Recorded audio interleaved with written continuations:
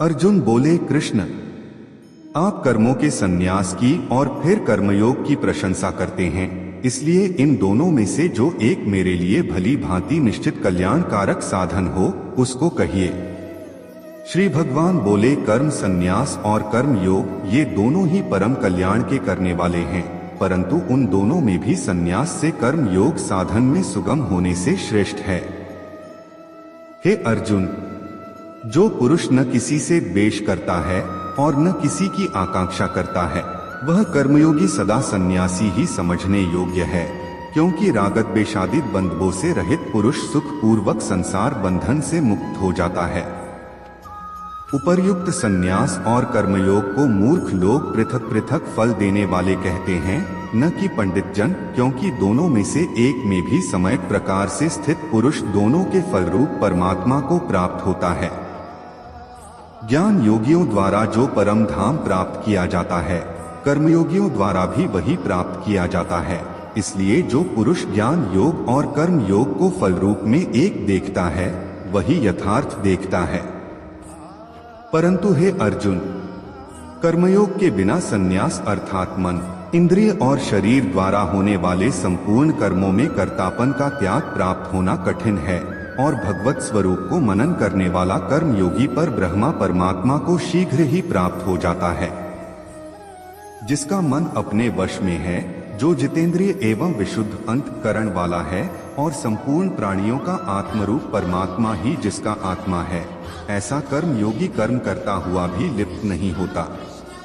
तत्व को जानने वाला सांख्य योगी तो देखता हुआ, सुनता हुआ, स्पर्श करता हुआ, सूंघता हुआ, भोजन करता हुआ, गमन करता हुआ, सोता हुआ, श्वास लेता हुआ, बोलता हुआ, त्यागता हुआ, ग्रहण करता हुआ तथा आंखों को खोलता और मूंदता हुआ भी सब इंद्रियां अपने अपने अर्थों में बरत रही हैं, इस प्रकार समझकर निसंदेह ऐसा माने कि मैं कुछ भी नहीं करता हूँ। जो पुरुष सब कर्मों को परमात्मा में अर्पण करके और आसक्ति को त्याग कर कर्म करता है, वह पुरुष जल से कमल पत्ते की भांति पाप से लिप्त नहीं होता।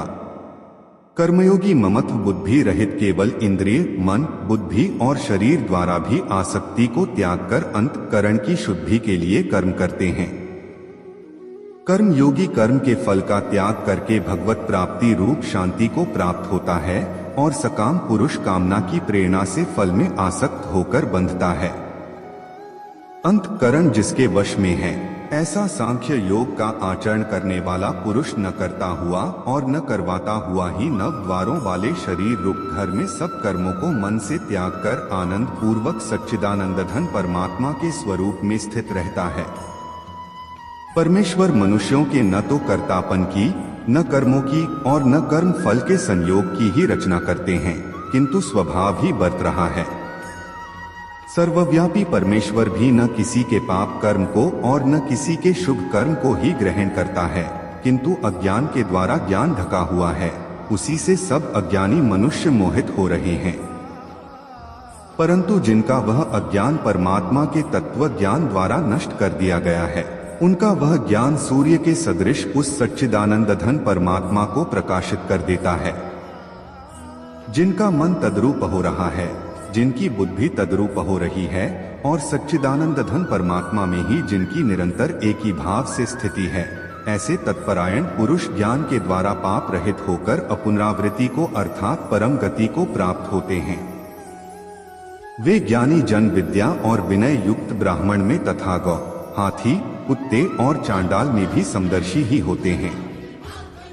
जिनका मन समभाव में स्थित है, उनके द्वारा इस जीवित अवस्था में ही संपूर्ण संसार जीत लिया गया है, क्योंकि सच्चिदानंद घन परमात्मा निर्दोष और सम है, इससे सच्चिदानंद घन परमात्मा में ही स्थित हैं। जो पुरुष प्रिय को प्राप्त होकर हर्षित नहीं हो और अप्रिय को प्राप्त होकर उद्विग्न न हो, वह स्थिर बुद्धि संशय रहित ब्रह्मा वेत्ता पुरुष सच्चिदानंद घन परब्रह्म परमात्मा में एक ही भाव से नित्य स्थिति है।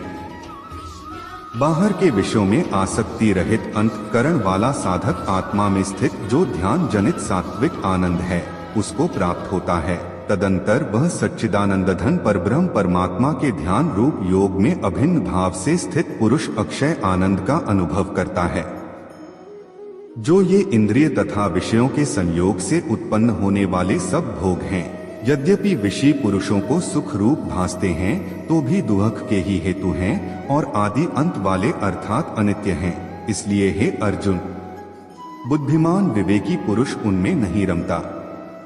जो साधक इस मनुष्य शरीर से, शरीर का नाश होने से पहले भले ही काम क्रोध से उत्पन्न होने वाले वेग को सहन करने में समर्थ हो जाता है, वही पुरुष योगी है और वही सुखी है।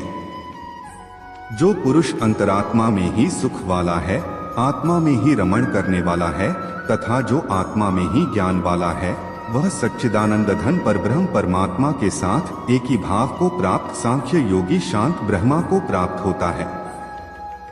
जिनके सब पाप नष्ट हो गए हैं, जिनके सब संशय ज्ञान के द्वारा निवृत्त हो गए हैं, जो संपूर्ण प्राणियों के हित में रत हैं और जिनका जीता हुआ मन निश्चल भाव से परमात्मा में स्थित है, वे ब्रह्मवेत्ता पुरुष शांत ब्रह्मा को प्राप्त होते हैं। काम क्रोध से रहित जीते हुए चित्त वाले परब्रह्म परमात्मा का साक्षात्कार किए हुए ज्ञानी पुरुषों के लिए सब ओर से शांत परब्रह्म परमात्मा ही परिपूर्ण है। बाहर के विषय भोगों को न चिंतन करता हुआ बाहर ही निकालकर और नेत्रों की दृष्टि को भ्रिकुटी के बीच में स्थित करके तथा नासिका में विचरने वाले प्राण और अपान वायु को सम करके जिसकी इंद्रियां, मन और बुद्धि जीती हुई हैं, ऐसा जो मोक्ष परायण मुनि इच्छा, भय और क्रोध से रहित हो गया है, वह सदा मुक्त ही है। मेरा भक्त मुझको सब यज्ञ और तपों का भोगने वाला, संपूर्ण लोकों के ईश्वरों का भी ईश्वर तथा संपूर्ण भूत प्राणियों का सुहृद अर्थात स्वार्थ रहित दयालु और प्रेमी, ऐसा तत्व से जानकर शांति को प्राप्त होता है।